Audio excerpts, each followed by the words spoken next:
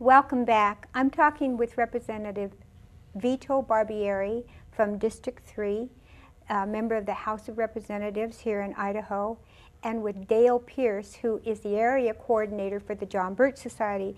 And the discussion has been relative to House Bill 117, which was passed by the House of Representatives in Idaho on a 49-20 vote, but was killed in the Senate State Affairs Committee after many hours of testimony in support of the bill. Only two senators, Senator Russ Fulcher and Senator Chuck Winder, voted in favor. So at this point, the bill's dead.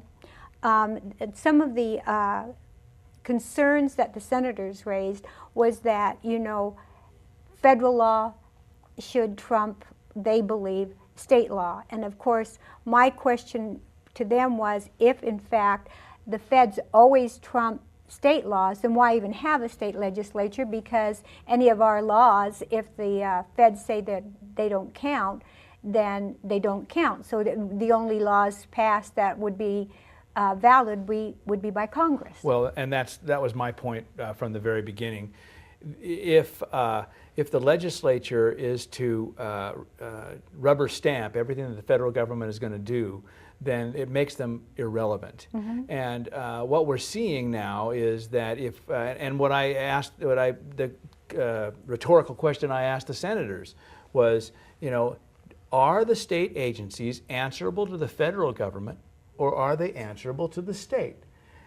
A very simple rhetorical question, because they wanted to treat it as though whatever the federal government does, the state agencies must act. And that was our concern. If the Department of Insurance is going to spend reportedly hundreds of millions of dollars to set up these exchanges, it may be federal money, grants, that's coming in to do that. But if they're going to spend this money, it's going to be our time and our resources.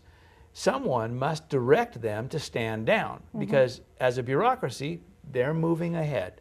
Their position is, we've got a deadline and we need to act on this. And that was like we say with the Real ID Act. There was a deadline.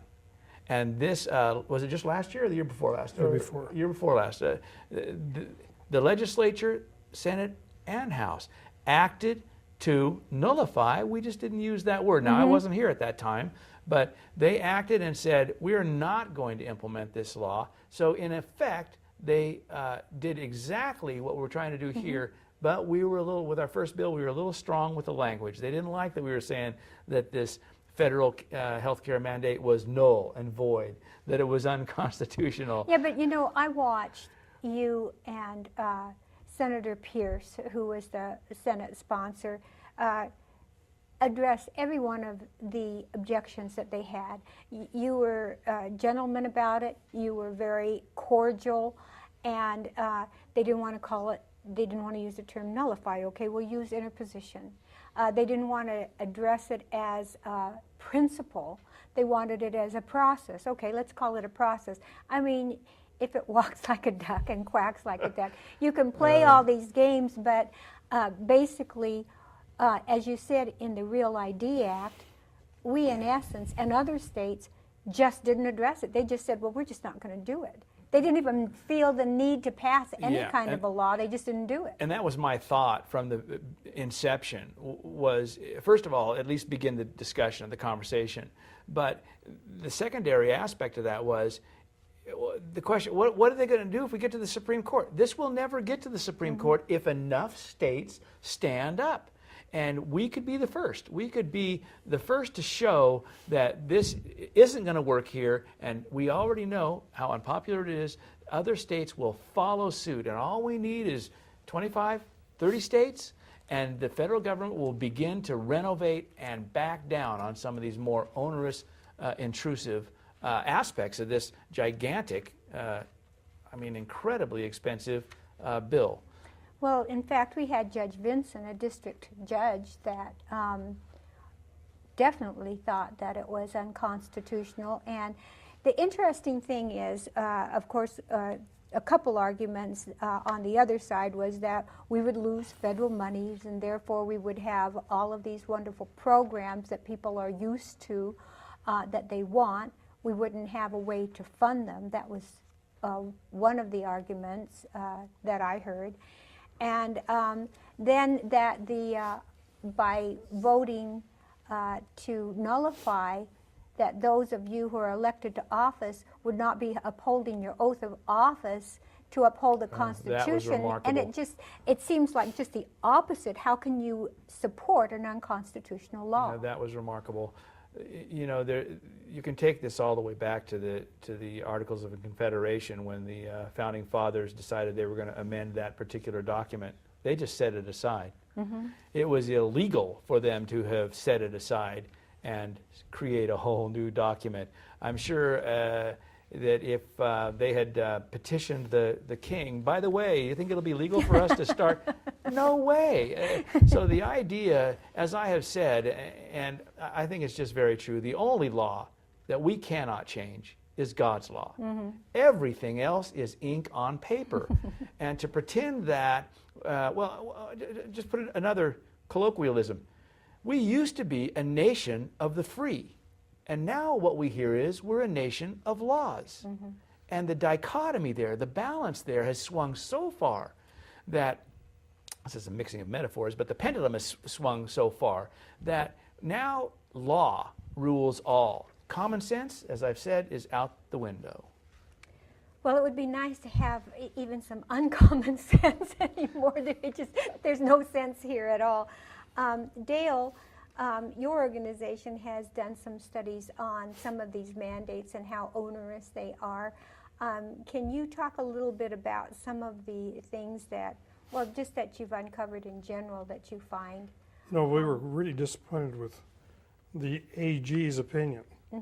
And this was on a principle, I guess, or that we can't fight City Hall, or we can't fight big government. And in Brian Kane's letter, he said that the Attorney General supports nullification acts or efforts where a state acts within the system. My goodness, whether through a court challenge or through concentrated series of efforts designed to repeal or amend offending legislative positions, or provisions. What he's saying is we can't fight government because we don't have the tools to fight it. I think you probably have a different idea than that. I certainly do. I think if the legislature stands up and tells the federal government this far and no further that something, like I say, it doesn't get to the Supreme Court. It's not adjudicated. The question is, will enough states stand up against this bill so that now they have to renovate, rethink, and back up from just pushing us over? And this is over the line. What else can they take care of? What else can they take over? I mean, it's a huge part of the economy, and they're rolling right ahead. When Judge Vincent came down with his decision, and we're a party to that decision, and to hear the very day the White House press people, whoever it was, announced that they were going to continue apace, and I think that's a quote, continue apace. Judge Vincent never considered that they would go ahead against his ruling. He says that in his subsequent decision when they came to him for clarification. He said it was never contemplated that you would wait 2.5 weeks and still not appeal and continue apace. Now, aren't we getting to a deadline today or tomorrow? I think today was the day, the 7 days. I don't know what he's going to do, but this is maybe they've filed an appeal. My concern is that the administration is going to allow the tentacles to get into place and wait as long as they can to appeal it. We'll be right back.